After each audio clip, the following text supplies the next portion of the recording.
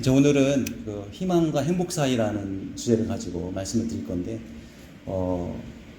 여기서 말하는 희망은 약간 좀 개념이 제가 말하려고 하는 의도와 좀 다르긴 하지만 나중에 좀 이해를 하실 거예요. 그래서 여러분께서 추구하고 있는 행복이 뭔지 그걸 한번 살펴보도록 하겠습니다. 최근에 우리나라에 지금 두 파로 나뉘어 있죠. 그래서 어제 임상과장님들하고 서초동으로 할 거냐 강화문으로 할 거냐 이렇게 물어보게 했는데 결론을 나름대로 내리긴 했습니다. 왜 이런 일이 생기는가? 이게 보니까 우리나라의 문제가 아니라 전 세계적인 문제인 거예요. 그래서 사람들이 자꾸 극단에 치우치고 생각할 때 내가 옳으면 저 사람은 틀리다고 생각을 하다 보니까 굉장히 갈등이 생기게 되고 사회 구조 자체가 이렇게 갈라지는 현상이 됩니다. 여기 나와 있는 이런 단어들, 보호무역주의, 물질만능주의, 성차별, 음모론, 혐오, 최근 들어서 많이 생긴 단어들이잖아요. 불과 10년 전만 해도 이런 단어들을 별로 안 썼거든요. 근데 최근 들어서 전 세계적인 이슈가 되고 있다는 것입니다. 특히 잘 사는 나라일수록 이런 일들이 많다는 거예요. 그래서 이것을 이제 진보의 역설이라고 합니다.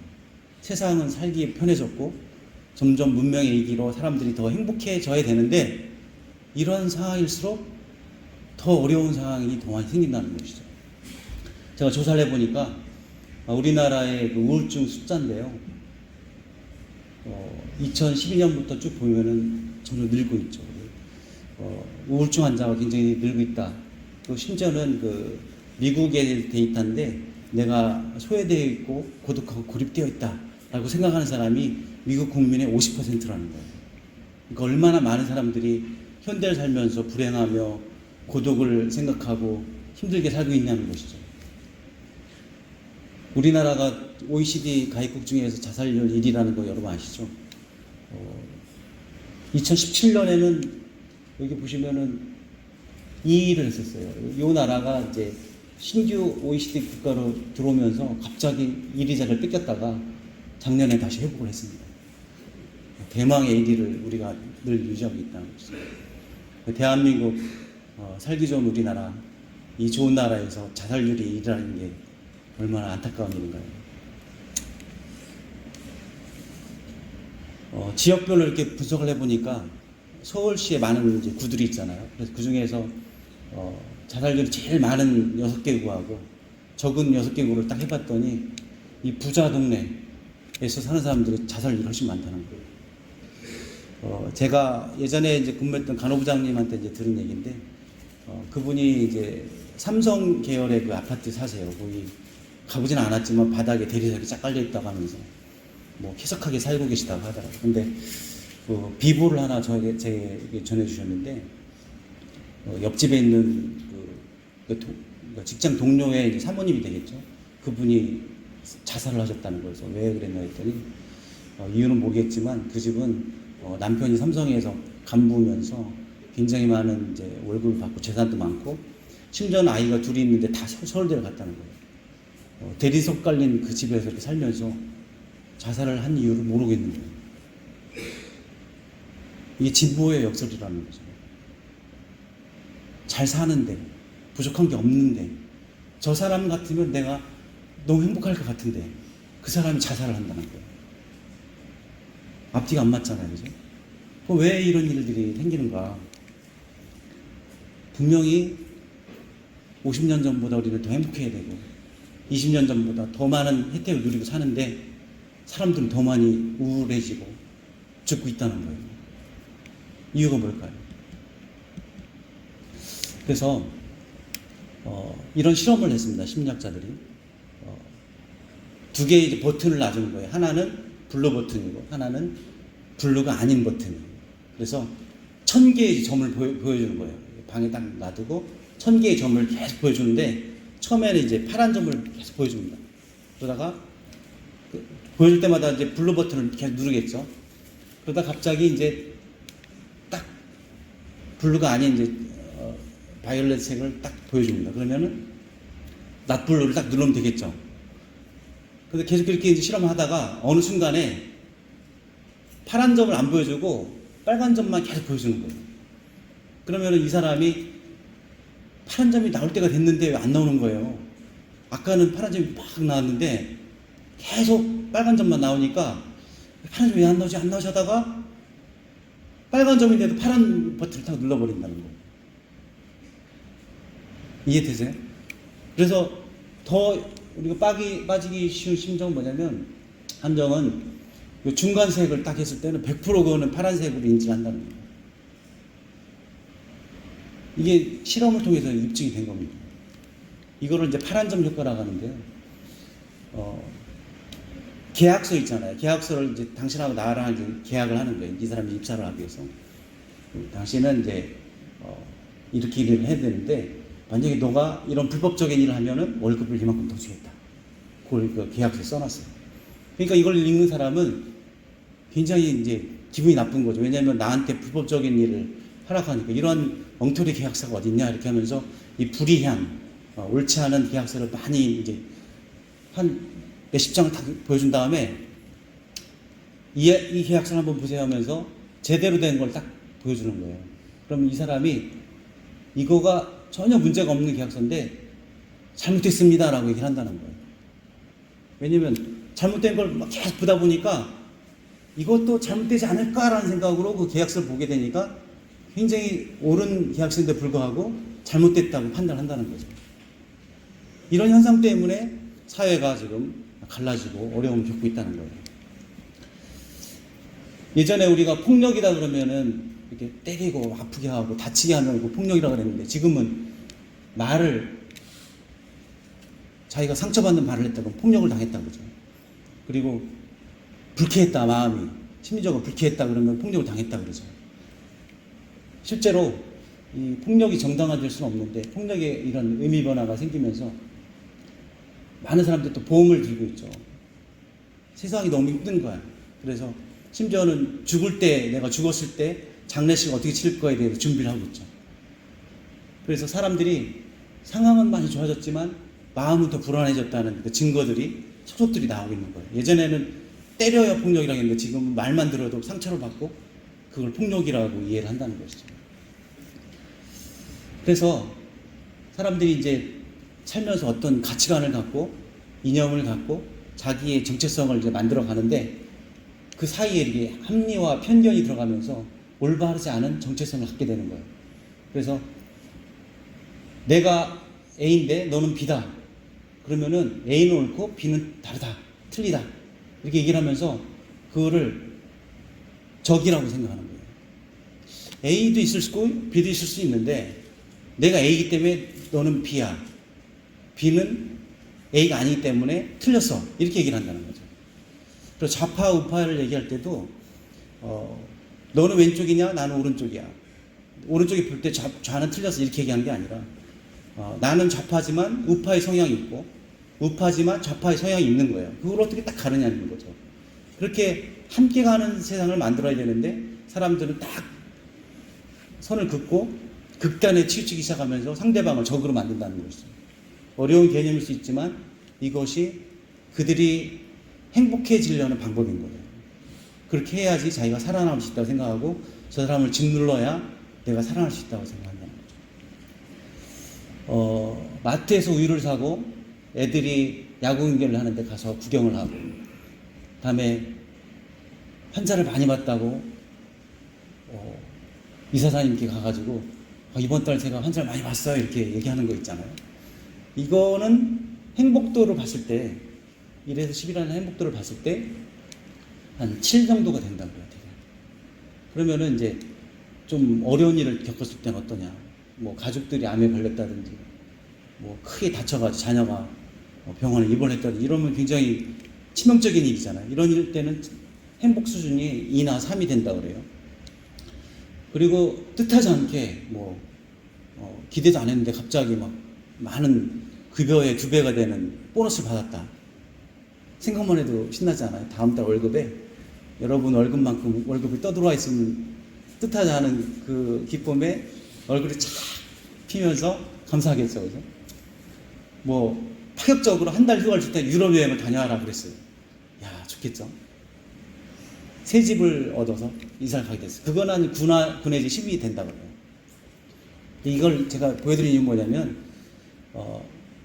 여러분 아마 차를 제가 몇 번 그중에 바꿨는데 처음 차를 살 때 막 설레잖아요. 그죠? 이 새 차를 너무 좋은 차를 딱 몰고 가면 막 굉장히 우쭐해지고 막 좋고 사람들이 이 새 차 산 거에 대해서 어떻게 생각할까 하면서 막 기분 좋게 하는데 나중에는 막 운전이 싫어져. 막 운전하다 스트레스 받고 하면은 이게 처음에 한 달은 갈지 모르겠는데 조금 지나면은 뭐 차가 있었나 이렇게 생각이 된다는 거죠. 집도 마찬가지고 세직장을 가도 마찬가지인데 결국은 칠로 수령을 한다는 거예요. 이게 굉장히 슬프고 힘든 일을 겪었는데 조금 지나니까 그게 다시 원상복구가 된다는 거고, 굉장히 좋은 일이 있었는데 그것도 조금 지나 보니까 칠이 된다는 거예요. 그래서 이거를 칠로 수렴한다, 행복을. 이거를 여러분이 기억을 하시면 되겠습니다. 그래서 제가 여기서 희망이라는 게 나오고 있는데, 희망은 뭐냐? 여기서 말하는 희망은 바로 10점에 도달하려고 굉장히 노력을 할 때 이 10점을 되기 위해서 우리가 이루어야 될 거 있잖아요. 이걸 하면 내가 10점이 될 것 같아. 이것이 이제 희망이라는 거죠. 그래서 행복을 줄 것이라고 생각하는 것들을, 여러 종류의 것들을 내가 이루면 10점이 될 것 같아 하는 게 희망이라는 거죠. 그럼 이 희망은 이루어질까요? 안 이루어질까요? 제가 말하려는 의도는 뭐냐면, 희망이 이루어질 수도 있고 안 이루어질 수도 있지만 이루어지더라도 잠시뿐이라는 거예요. 결코 그것 때문에 행복의 변수가 되지 않는다는 거예요. 아까 하늘나라 간 그 삼성의 그 사모님도 정말 남부럽지 않고 가진 것 많고 사람들이 볼 때 전혀 그럴 만한 이유가 없는 분이 가셨잖아요. 왜 가셨는가? 결국은 이러한 희망들은 우리를 결코 행복하게 만들어주지 않는다는 것이죠. 결코 채워지지 않을 거라는 거예요. 그래서 여러분께서는 이 희망을 버렸으면 좋겠어요. 버리세요. 왜 희망을 왜 갖지 말라 그러세요? 제가 버리라는 희망은 뭐예요? 요거만 가지면, 요거만 성취가 되면, 요거만 되면 행복해질 것 같아 라고 생각하는 그 희망을 버리는 거예요. 그러면 그걸 버리기 위해서는 고통을 찾아야 돼요. 그 삶만큼의 갭을 채우기 위해서 삶을 이루지 못하기 때문에 우리가 고통을 그 가운데 채워야 되는데, 이게 차가 너무 낡아가지고 막 수시로 고장이 나고 막 가다 서고 막 이래요. 그래서 차를 바꿔야 돼요. 바꾸면 너무 행복해질 것 같아요. 근데 그 고물차를 갖고 다니면서 여러분이 거기에 순응하고 이게 내 운명이겠거니 하고 한다면 그 사람은 행복해질 수 있다는 거예요. 그렇지만 끊임없이 새 차를 사겠다는 생각을 갖고 살면은 만의 삶의 그 갭 때문에 늘 불행한 삶을 산다는 거죠. 그래서 이거는 굉장히 원칙입니다. 여러분께서 이 3점을 채우려고 하지 마시고 지금 이 3점이 부족한 상태에서 만족하며 사는 것이 행복이라는 거예요. 더 나은 것을 희망하지 말고 더 나은 사람이 되도록 노력을 한다면 여러분 진정 행복한 사람이 될 수가 있습니다. 여기에 이제 1994년에 책이 한 권 나왔는데, 안토니오 디미지오라는 사람이 이 책에 이런 얘기를 썼어요. 엘리엇이라는 사람의 얘기를 썼는데, 이 30대의 요 엘리엇은 뇌종양이 있어가지고 수술을 받았는데, 그 수술 부위는 요 전전뇌 쪽하고 송가채 쪽을 연결하는 그쪽을 이제 절제하는 수술을 했대요. 했는데 이 사람이 감정이 완전히 무뎌진 거예요. 그래가지고 상사한테 막 혼나잖아요. 그래도 그 옆에서 웃어요. 생각해보면 굉장히 좋을 것 같죠, 그죠? 와이프가 막 바가지 막 긁어도 그래? 이렇게 하면서 굉장히 즐거워하는 거예요. 그래서 나름대로 그 지식이라든지 자기 능력은 전혀 떨어지지 않았고 오로지 감정에 대한 부분만 손상을 입은 거예요, 신기하게. 그래서 이 사람의 삶을 봤는데 결국 이 사람은 파탄에 이르고 말았어요. 우리가 생각하면 고통이 없으니까 가장 행복할 것 같은데 이 사람이 인생이 완전히 망가졌어요. 직장을 몇 번 옮겼는데 다 계속 익스파이어 되고 파이어 되고 그 다음에 와이프한테도 버림을 받아서 독신이 돼버렸어요. 이 감정, 그 고통, 아프고 힘들다는 그 감정이 없다면 행복할 것 같은데 그렇지 않다는 거예요.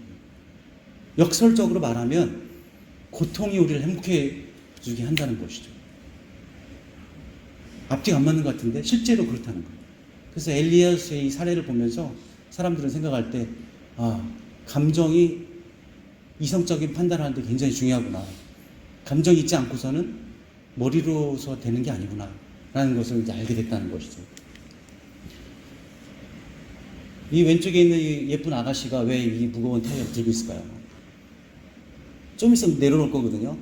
근데 열심히 들고 있습니다. 제가 몇 개 사진을 이제 무료 사진을 찾다 보니 못 찾았는데, 헬스장에 가보면 아시겠어요? 막 하면서 막 이거 땡기잖아요. 땡겨서 좀 이따 탁 놓을 건데 이걸 왜 땡길까? 좀 이따 놓을 건데 왜 그러냐면 이 고통을 겪지 않으면 내가 건강하지 않기 때문에 그 고통을 겪는 거잖아요. 그죠? 근데 내가 건강해지기 위해서 요건 아프기 힘드니까 방에 누워가지고 얌전히 맨날 누워있어 봐요. 절대 건강해지지 않겠죠. 이 피땀을 흘리면서 만들어낸 이 고통이 있지 않고는 결코 건강해질 수 없다는 거예요. 그래서 이 여자분은 이 무거운 타이어를 지금도 들고 있다는 거죠. 그래서 프리드리히 니체가 이렇게 얘기를 했어요. What doesn't kill you makes you stronger. 이게 비슷한 이걸 사용해서 만든 노래도 있더라고요. 죽지 않으면, 그게 나를 죽이지 않으면 나는 결국 강해질 것이다. 몇 분의 이제 선교사님들이 이제 목숨의 위협을 느껴가면서 선교를 하잖아요. 제가 이제 대화를 하는 과정에 어떤 분이 이런 얘기를 하시더라고요. 두렵지 않으세요? 목숨의 위험을 느끼고 일하면서 어렵지 않으세요? 그분이 하는 얘기가 뭐냐면, 죽어봤자 천국인데요. 나는 죽으면 천국 갈 수 있다는 확신이 있다는 거예요. 더 이상 힘든 게 없다는 거죠. 여러분이 나를 막 죽일 것만 같은, 내가 막 죽을 것만 같은 그 어려운 고통이 있다면 그거는 나를 강하게 만든다는 거죠. 제가 요새 몇 분의 이제 직원들과 대화를 하면서 특히 행정직 분들이 굉장히 어려움을 겪고 있다는 얘기를 들었어요. 병원이 이제 5, 6년 되다 보니까 이제 시스템이 안정화되고 나름대로는 잘 돌아가는 줄 알았는데, 여러분들 사이에서 굉장히 또 어려움이, 갈등이 있고 이런 얘기를 들었는데, 논리는 이거죠. 참고 일하든지 싫으면 떠나라. 이게 이제 보통 이제 직장에서 하는 얘기거든요. 네가 참고 여기서 견디든지 아니면 나가면 돼. 뭐 얼마든지 사람 뽑을 수 있어. 이 얘기 들으면 속상하죠, 그죠? 기분 나빠, 나가버릴래. 그럴 수 있는데, 또 올해 들어서 몇 분 제가 밖에 나갔는데 다시 들어오는 분들을 봤어요. 왜 들어왔어요? 이렇게 물어보니까 나가보니 여기만큼 좋은 데가 없더라는 거예요. 근데 당하는 입장에서는 내일이라도 사표를 내던지고 싶어. 그런데 그거는요, 여러분을 스트롱거하게 만드는 거예요. 결코 나쁜 일이 아니라는 거죠. 내가 굉장히 좋아하는 사람인데 그 사람이 나를 막 비난했다고 생각해봐요. 그럼 그 사람이 네가 어찌 나한테 그럴 수 있어 그러면서 막 욕을 할까요? 아니면 그 충고에 대해서 감사한 마음으로 나를 겸허하게 받아들일까요?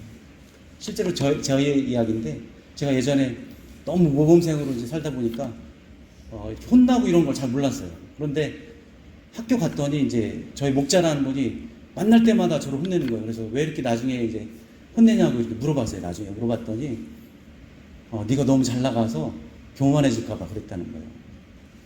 그래서 어떻게 보면 악역을 감당하는 게 굉장히 어려운 거예요. 저 사람은 정말 사람이 아닌 것 같아.